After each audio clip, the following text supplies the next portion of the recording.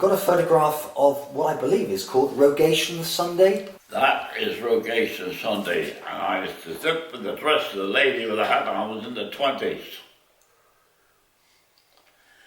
It was always done when I was a boy, at every Rogation Sunday. They went into the Anchor Gardens and blessed the land. They went onto the beach and blessed the boats and the fishermen. And the whole choir, was a big choir in their church those days. They marched down the road, down onto the beach, had the service in one of the boats, and around the boats, then marched back up to church again. It was a big sort of religious idea, and so many, all the village used to turn out to go to this, which I don't think is ever done anymore now. I think that there's a story that seagulls are good for fishermen. Is that right? Something to do with the souls? Well, they always said that's the fisherman's souls. That was like, don't kill a seagull, that's a fisherman's soul. I think to this day, one of the older residents of Beer feeds the seagulls regularly for that purpose. Well, when I was younger, and I think I'm supposed to be the oldest resident in the village at the moment, or the beer resident, and we were given in the spring of the years, and we used to get a very short thorn bush and find a seagull's nest, and used to make a hole in each end, and they would never hatch out, and always leave one. If you took the eggs and got rid of it, she'd lay two more. And that's what they were told those days, you kept down. Yeah. But now, it's the thing of the past, isn't it? Yeah. The seagulls were a nuisance, were they, in some respects? Well, we never took them as nuisance, because they didn't interfere with food like they do today. There was so much offal from the beach. When the boats come ashore and they had to clean all the fish and gut all the fish, they were gutting mostly ashore, which they had not done. There's no fish caught anymore. But the only problem was there was a lot of rats with it as well. So the cliff was riddled with rats as well, so there was always food for them and the seagulls, so they didn't have to bother with people otherwise. We've got a photograph of a very nice boat in full sail. Can you tell us about this one? That is E28 called the Mary. That was my grandfather's boat. She was built in 1927. And that's Beer Regatta. And that sail is still in the village today. And in 1929, they had the sail made bigger for the regatta, and they always showed other photographs showed that there was a lighter coloured patch all the way up through it, so the extra cloth was put into it. And I take it that was 1928 or something like that. How big was that boat, Alan? There seems to be a lot of people on board. Well, they used to carry a lot of crew regatta days always. It was just a fun day then. But I should say that was 1928, 29, something like that. And who owned E28? My grandfather and father owned it. My grandfather was the skipper. My grandfather owned it but never went to sea in it. And my father was a part owner and he went to sea. Grandfather had his own smaller boat built. That was the year my father got married first. Another photograph of Beer Beach with lots of fishing boats on it. And nets. And nets. Yes, there's lots of fishing boats. The light coloured one has got 2 points on it, what they call double bow boat. Now that was an ex-naval lifeboat. There was a bloke called Teddy Lewis used to buy them in after the First World War. My grandfather had one, and that one was called the New Cut, and he changed the name to Maranatha, and she was 30 feet long. Our mother had one, It was called the Thornback. Teddy Lewis used to put engines in them. And I believe you'll find that one was Bertie Driver's boat, and it was used for mackerel fishing and for crabbing. And I think it was called the Banjo. Well, they're all got engines in them, because they're all pulled up bow first. But there's a lot of trawlers through those days, and none of the crabbers aren't in there yet, so it must be winter time. Looking at what's in the picture, it's got to be winter time, because if we look at it hung up the mast, the sails and all are still halfway up the mast, and next is pulled up the mast is going to dry overnight. And keep it out of the way the rats that used to run around on the beach and that. You'd never leave a rope hanging over the boats those days. It shows First Point. I see it's changed its shape since that photograph. Top's gone. The top fell off after so many years. Used to rock backwards and forwards. I know I've climbed out with a boy and tried to push it off, but you never pushed that over. But the sea finally did. And in the bottom there was a gap there we could put a rowing boat through. But all that's gone, it's been washed away.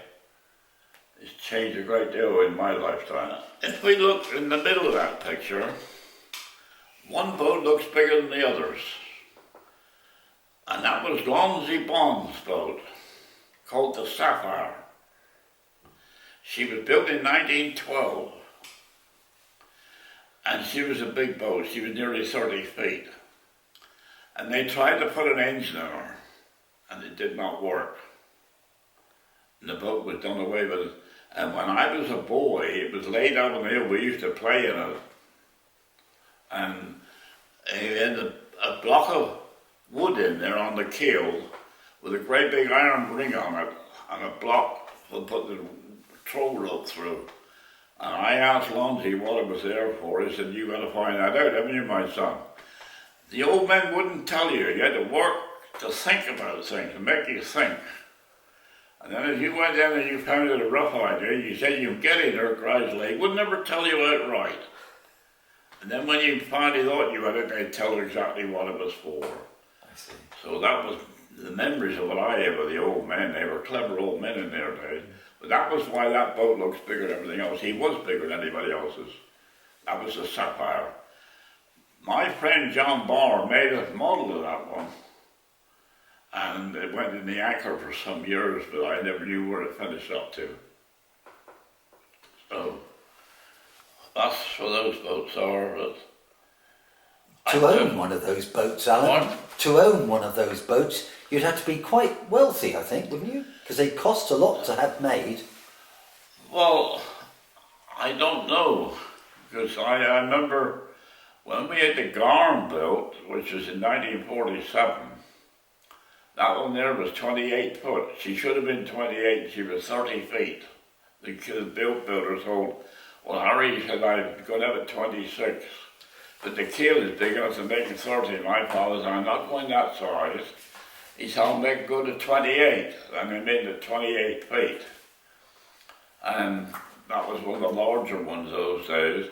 And I know that one cost £700. That was without an engine. That was just a bare boat. What wood would they have been made from? They were made from wych elm. And wych elm, when it was green and new, it had a green streak all the way up through it. And it was turned whiter as it lived. It was always green when they built, but it was a stronger than what any other wood was. It didn't get brittle like a lot of wood on the beach with salt water. It had to be hard work on that beach to pull boats up and down, and the big ridges now they used to twist. That was why they always had clinker built. We've got a very interesting photograph here, Alan, which I think includes your father on the left-hand side with the black jumper on. Yes, that's my father. The other one is Tommy Westick, Ike Westick, or Colin or Ike Westick's father. They were made in the bunt end of a trawlers, but now they call it the bunt end. And on beside one side is a ball of twine what they're mending it in. And up in the hill, you'll find a lot of boats pulled up there. And that's the ones that used to take pleasure trips out. And they didn't get used during the winter, so they were pulled up off the beach out the way.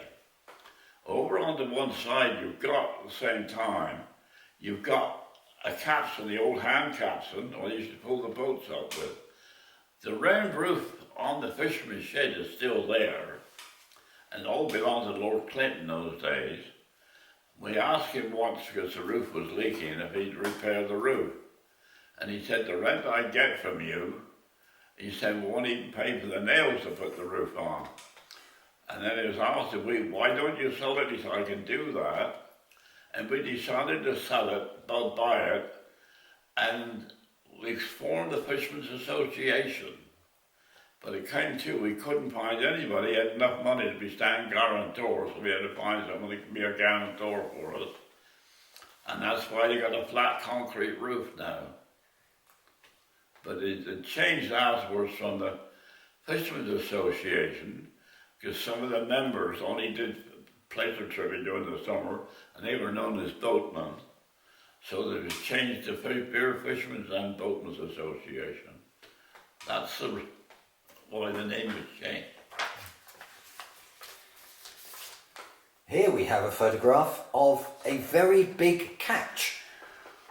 That is a skate, or a thornback. And the two men that caught him was Fatty Bartlett, which was known as Liz, but he's always known as Fatty Arbuckle when I was younger. And the other one is Reg Barrett, that went to sea with my father for 17 years until my brother left school, went to sea with father, and he changed over then.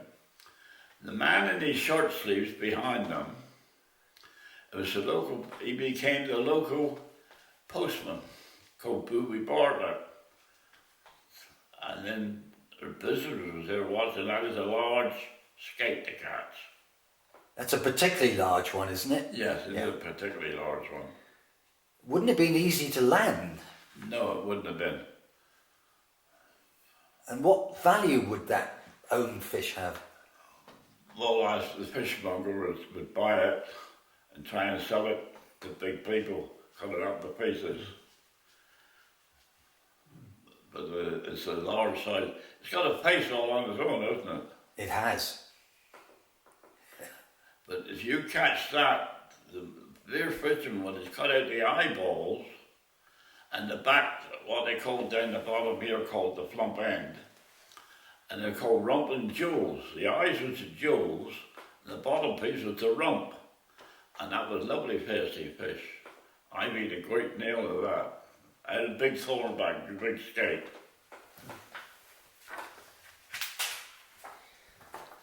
Next photograph we've got is of Regatta Day.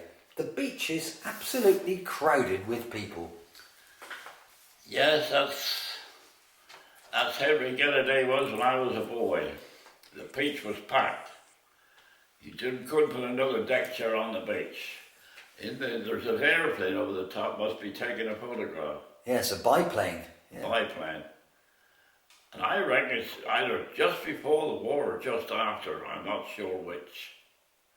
But it's a long time ago, you don't get that sort of crowd. How many boats would take part in regatta in those days? 30 or 40 of the fishing boats. Then you had the sailing boats come from away to sail against it. It was a big occasion, beer regatta. It was one day a year, not a week like they got now. It was the day of the year. When I grew up, beer regatta started off at 9 o'clock in the morning. And then all on the cliff walk was sideshows with gingerbread men, and there was a band used to take photographs. It used to cost you 6 months in when I was a boy before the war.